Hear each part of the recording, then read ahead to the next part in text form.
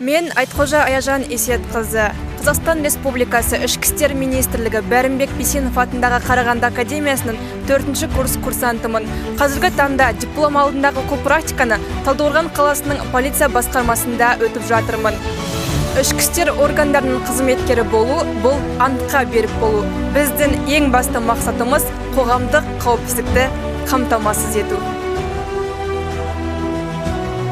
Өздеріңізге әрқайсызға тәжірибесі бар тәлімгерлер бекітілді.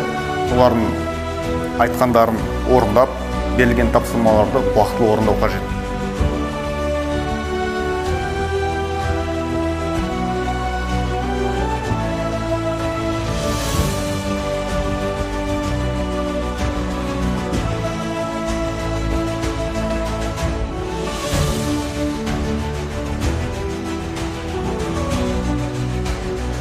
Талдықорған қаласы полиция басқармасы тергеу бөлімінің тергеушісі полиция сержанты Айтқожа Аяжан автокөлікті қарап тексеру тергеу әрекетін жүргізетін боламын.